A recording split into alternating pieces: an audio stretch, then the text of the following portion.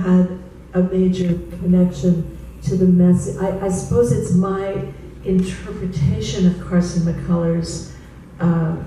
the tale that she's telling. You know, I fell in love with kind of the Buddhist philosophy when I was quite young, and I feel a pretty serious student of Buddhism throughout my life. And I think that there is this sort of beautiful grain of kind of Buddhist thought in this story about really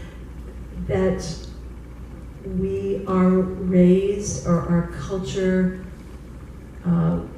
tends to see love as something outside of us that we look for and that we try to possess, and to, we bring it in from the outside to us, and that I think what he talks about, what the character Jeff DeMont plays talks about, is how, that kind of possession of love, or of thinking that happiness or love exists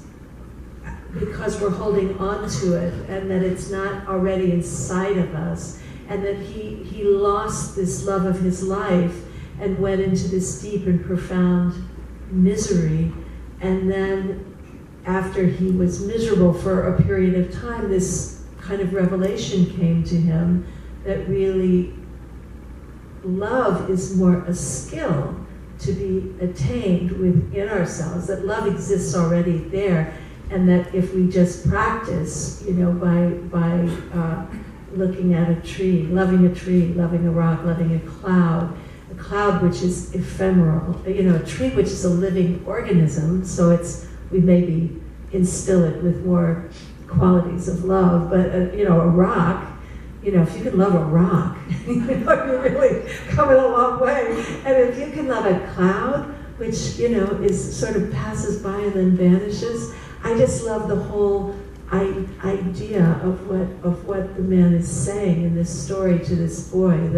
And then he basically says, that he's practiced this to such an extent that he has developed this ability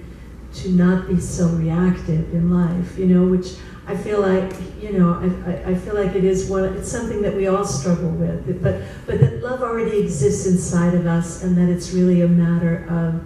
we look outward into the world and bring love to the things outside of us, as opposed to kind of thinking love's out there to be grabbed and pulled in. And at least that was my interpretation of the story when I read it, and I found it kind of a revelation to me at the age of 21 when I read it, and it to me kind of sits there in the story, and particularly in the world as I've been experiencing it in the last few years. It feels like we're so divided, and we struggle so much. And when he says, do you realize what a science like mine can mean in the story, I never hear it without wanting to burst into tears, because I think it is so profound, that it really is very much true that a science like that could change the world. It could change the world that we live in if we stopped sort of